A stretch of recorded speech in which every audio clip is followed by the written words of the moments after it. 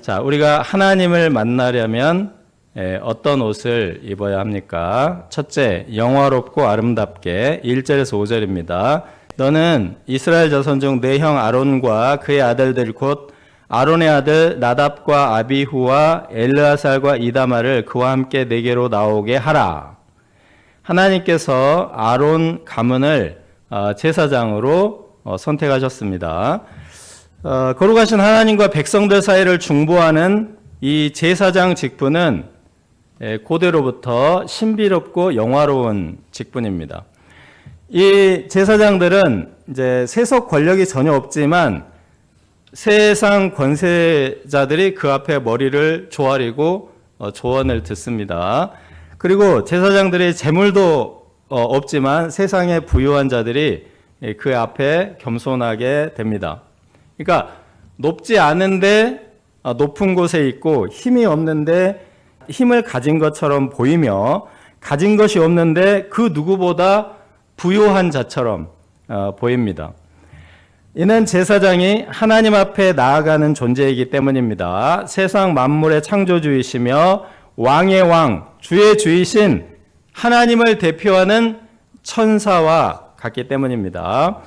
하나님께서 아론을 일방적으로 선택하시고 이처럼 영화로운 직분을 맡기셨습니다. 그리고 그 직분에 맞는 영화롭고 아름다운 옷을 지어 입히라 하십니다. 제사장을 위해 지을 옷은 이제 흉패, 에봇, 겉옷, 반포 속옷, 광과띠 이렇게 6가지입니다. 흉패를 앞세운다 이런 사실을 알 수 있겠죠. 당시로서는 매우 까다로운 복장에 해당합니다. 이처럼 복잡한 복색은 이제 고대 귀족들이나 왕족들의 옷이지 평민들의 옷은 아닙니다. 그 어마어마한 부자 나라 이집트에서도 이집트 평민들도 옷이 그 천 하나입니다. 천 하나를 이렇게 두르느냐 이렇게 두르느냐 이렇게 묶고 이렇게 해서 천 하나로 옷을 입었습니다. 그래서 제사장이 이제 6가지나 되는 제사장의 옷은 매우 특별하고 깊은 의미가 있다는 것을 알 수 있습니다. 이 재료는 금실, 청색, 자색, 홍색 실, 가늘게 꼰 배실입니다. 이 실들은 우리가 성막과 휘장의 주요 재료들이죠. 그래서 성막과 컬러 조화를 이룬 것입니다. 제사장은 성막의 일부입니다.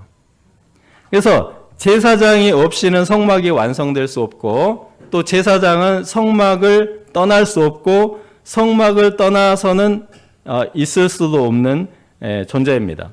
이 성막을 떠나면 이 제사장의 영화롭고 값진 옷은 아무 의미가 없습니다. 특별히 강조되는 재료가 금실입니다. 금실. 이 금실이 처음으로 나오는데요. 다른 색실보다 가장 많이 사용되었기 때문입니다. 그래서 황금처럼 옷이 빛이 난 겁니다. 그래서 이제 영화롭고 아름답게가 그런 의미가 있습니다. 제사장이 안에 들어가서 중보 기도를 할 때 그때 백성들이 와서 같이 기도를 했습니다. 요거는 이제 누가복음에도 나오죠. 그러다가 제사장이 막 나오기를 기다린 거예요. 왜냐하면 이제 제사장이 기도를 딱 마치고 나오면 하나님께 기도가 상달되었기 때문에. 그래서 백성들이 쫙 기다렸는데 그 휘장문으로 나올 때 어느 쪽 동쪽으로 나오잖아요. 그래서 동쪽에서 해가 쭉 이렇게 떠오르는 상황입니다. 9시, 아침 9시. 가장 해가 강렬하게 환하게 빛이 때. 그래서 이 제사장의 옷에 황금빛 옷이 탁 이렇게 반사되어서 찬란하게 빛이 났기 때문에 백성들에게 굉장히 큰 감동이 되었다고 합니다. 벤시라의 지혜서라는 이게 유대 문헌에 보면은 이때 상황이 이렇게 묘사되어 있습니다. 그가 송소의 휘장을 지나 나올 때의 모습은 얼마나 영광스러웠던가. 그는 구름 사이로 비치는 아침 별 같았고 절기 때 떠오르는 보름달 같았으며 지극히 높으신 분의 성전 위를 비추는 태양과 같았다. 그러니까 금실에 햇빛이 비쳐서 쫙 빛나니까 이런 이제 시가 나오는 겁니다. 자, 이게 이러한 찬사가 물론 이제 옷에 대한 찬사이기도 하지만 옷이 너무 멋있다는 그런 말이겠습니까? 하나님 앞에 나아가 백성들을 위해서 기도하고 하나님의 말씀을 듣고 하나님의 기쁜 뜻을 헤아리고 이 백성들을 섬기는 직분의 아름다움을 말하는 것입니다. 둘째, 보석마다 12지파의 이름을 도장같이 새기라. 6절에서 30절입니다. 에봇은 기본적인 의복 위에 더하여 입는 기능성 옷으로서 조끼나 앞치마에 해당합니다. 기본 복장에 장비를 달 수 없기 때문에 특수 장비용 덧입는 옷들이 있습니다. 왼쪽에는 이제 경찰이나 특수부대가 입는 옷이고 오른쪽에는 우리 가구 가전 AS 기사님들이 입고 오는 옷인데 거기에 막 각종 장비가 꽂혀 있잖아요. 그래서 옷에 꽂으면 얼마나 불편하겠어요. 그래서 조끼에 입는 거예요. 그래서 에봇 하면 이제 그런 조끼라는 뜻입니다. 조끼. 자, 그러면은 이 에봇에 어떤 특수 장비를 부착하는 것인가요? 호마노라는 보석 2개가 들어간다. 예, 중요한 사실입니다. 이 호마노라는 보석에 이스라엘 12아들들의 이름을 이제 6개씩 이렇게 새깁니다.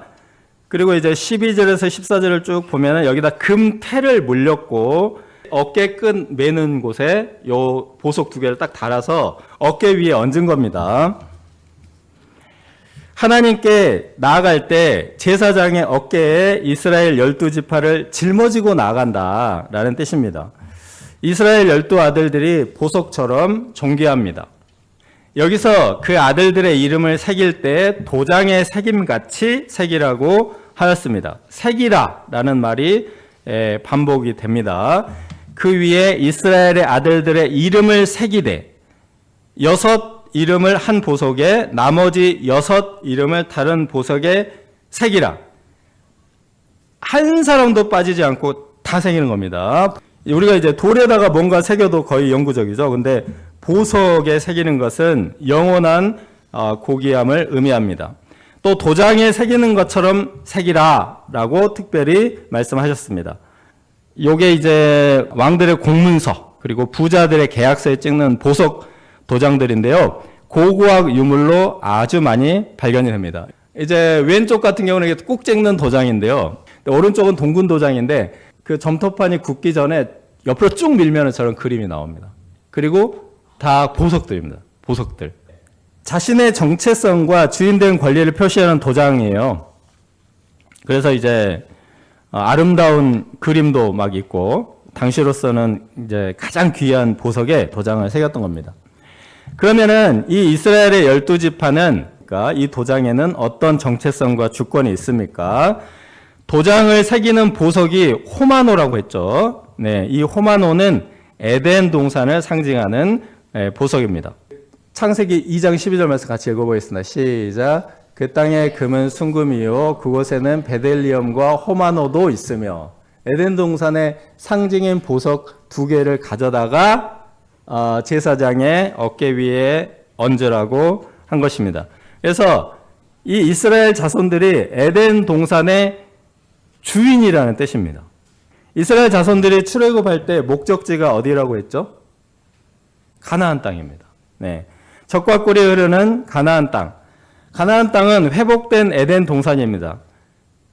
그 백성들은 그곳을 향하여 가고 있고 그곳의 주인이기 때문에 반드시 가나안 땅을 차지하여 주인이 될 것이니 소망을 가지라 라는 말입니다. 또한 장차 영원한 하나님 나라의 주인공들이므로 영원한 하나님 나라의 소망을 두라는 말씀입니다. 이제 15절에서 30절은 판결 흉패의 제작입니다. 이 에봇이 특수 장비를 착용하기 위한 조끼, 덧입는 조끼라고 했죠. 이 에봇에 착용할 특수 장비가 바로 이 판결 흉패입니다. 이 판결 흉패는요, 한 뼘 한 뼘, 이 가로 세로 한 뼘이고 그래서 별로 크지 않죠.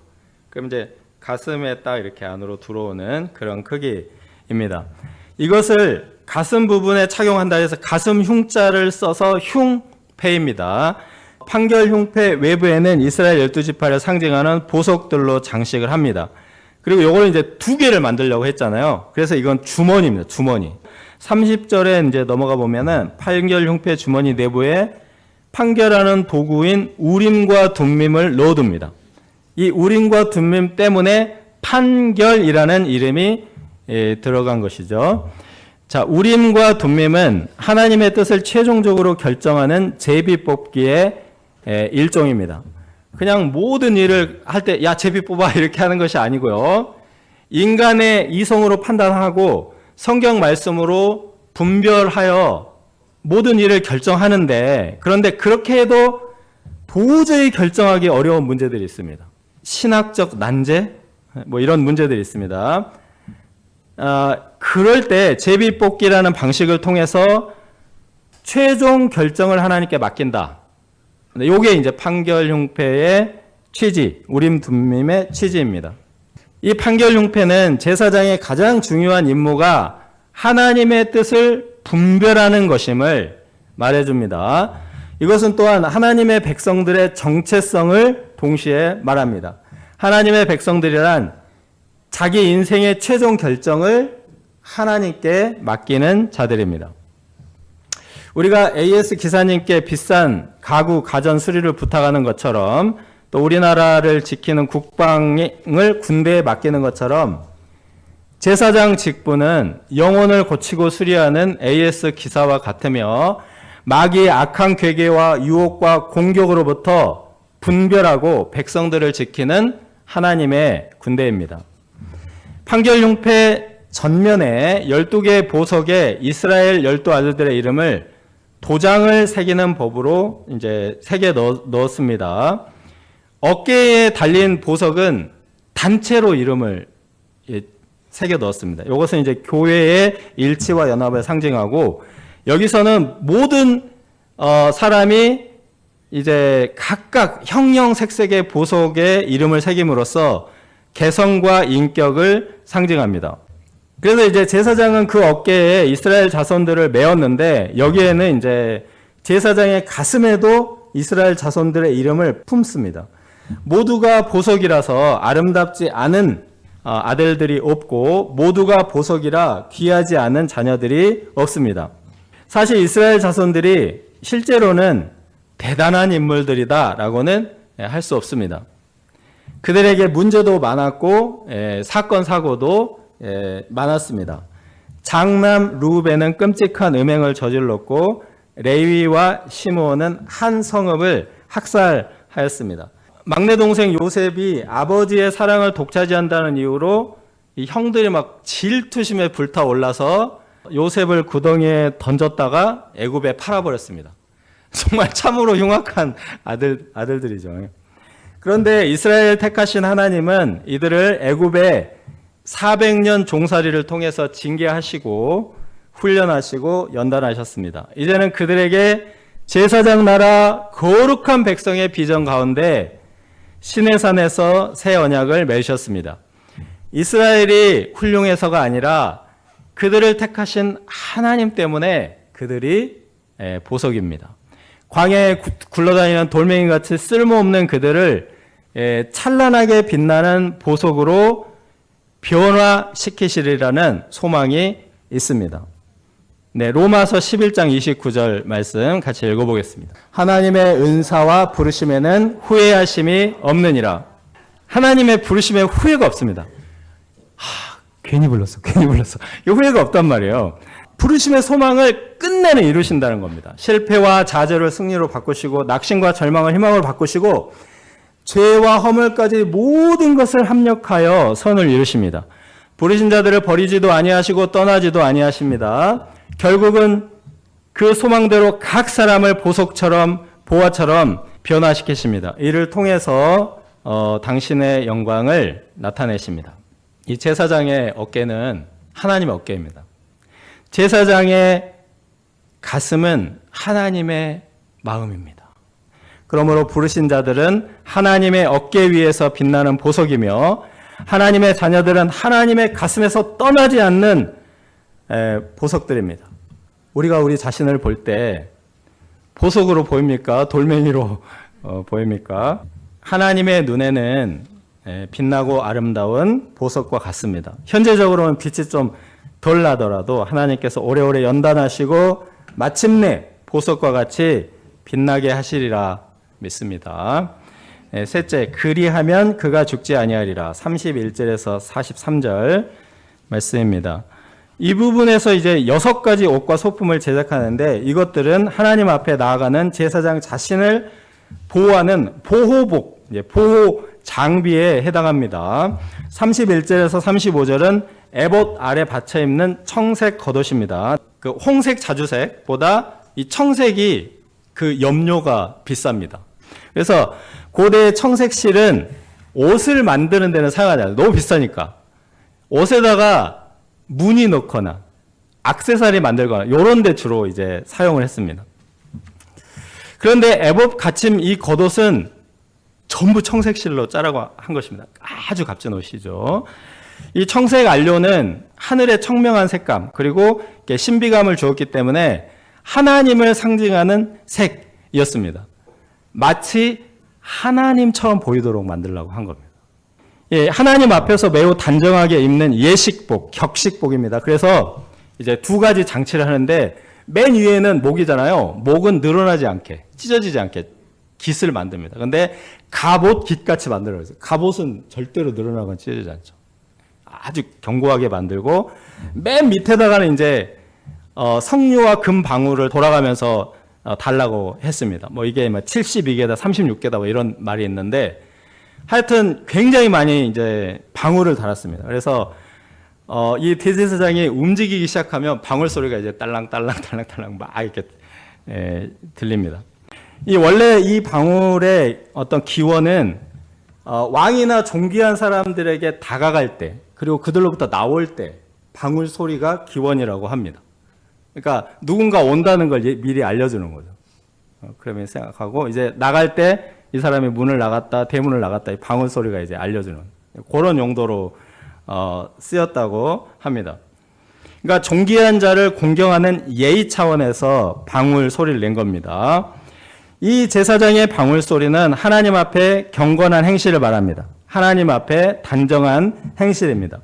이 방울 소리 때문에 제사장이 성소에서 부산스럽게 행동을 할 수가 없습니다. 그리고 아침 소제 드릴 시간, 저녁 소제 드릴 시간 반드시 나타나서 그 소제를 드리고 분향을 하고 이제 해야 되는데 방울 소리가 들리지 않으면 어떻게 되는 거죠?